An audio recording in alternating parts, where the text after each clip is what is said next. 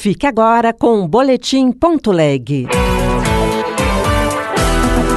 Boletim.leg.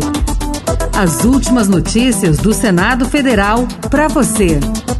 Medidas restritivas ao ex-presidente Bolsonaro repercutem no Senado. Alexandre de Moraes determinou o uso de tornozeleira eletrônica e proibiu o ex-presidente Jair Bolsonaro de contato com embaixadores, diplomatas, além de réus e acusados na ação do 8 de janeiro. Senador defende julgamento colegiado do STF em decisões que envolvem atos do Executivo e do Legislativo.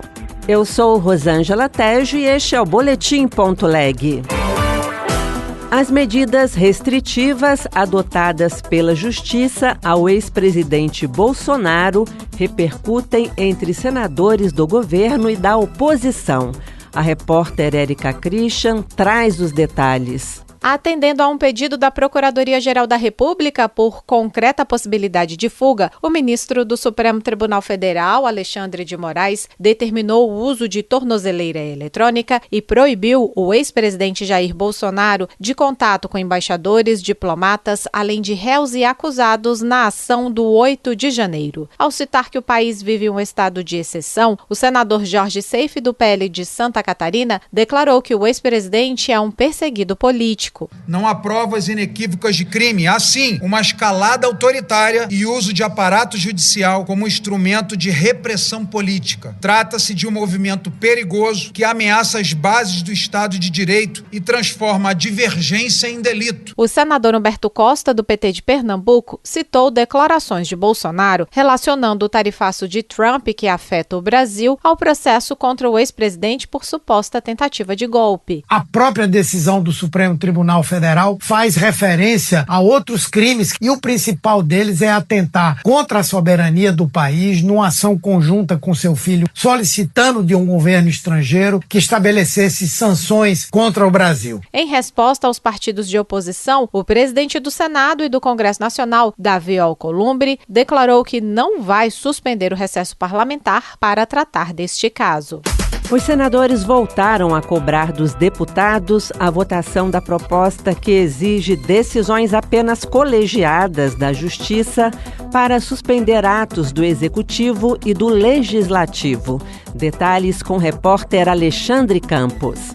O apelo dos senadores foi motivado após o ministro do Supremo Tribunal Federal, Alexandre de Moraes, revalidar um decreto do Executivo derrubado pelo Congresso Nacional que elevava as alíquotas do imposto sobre operações financeiras. Ao questionar a decisão monocrática, o autor da PEC, senador Oriovisto Guimarães, do PSDB do Paraná, disse que sua proposta tem o objetivo de fazer com que o Supremo passe a julgar como um órgão colegiado no que diz respeito a suspender ou invalidar atos do Executivo ou Legislativo. Um homem sozinho, ministro Alexandre de Moraes, numa decisão monocrática, disse à nação brasileira: eu sozinho posso mais que 513 deputados, que 81 senadores e do que a presidência da República. A minha palavra é o fim da polêmica. Eu decido tudo. Ao lembrar que votou favoravelmente a PEC das decisões monocráticas, o líder do governo, o senador Jacques Wagner, do PT da Bahia, afirmou que o STF, por meio do ministro Alexandre de Moraes, apenas cumpriu sua função após provocado. Eu entendo a insurgência de vários colegas aqui, mas eu só estou dizendo que toda vez que surgir uma disputa de interpretação, alguém terá que dirimir. E, nesse sentido,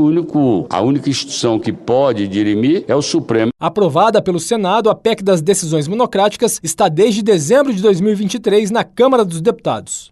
Sessão de debates temáticos em agosto deve discutir contratos trabalhistas que podem diminuir direitos. Repórter Raíssa Abreu. Pejotização, terceirização e intermediação. Essas práticas cada vez mais comuns no Brasil, usadas pelas empresas para diminuir os custos de contratação do trabalhador, vão ser o assunto de uma sessão de debates temáticos no Senado no segundo semestre. A iniciativa é do senador Paulo Paim, do PT PT do Rio Grande do Sul. Para ele, a chamada pejotização, por exemplo, é uma fraude, já que oculta uma relação de trabalho tradicional. Tem que ter jornada, tem que ter subordinação, tem que ter pessoalidade, salário fixo e trabalho presencial. Ele admite os princípios, mas nega todos os direitos garantidos pela CLT. Deverão participar da sessão temática no plenário representantes do Supremo Tribunal Federal, da Justiça do Trabalho, do Ministério Público e de sindicatos.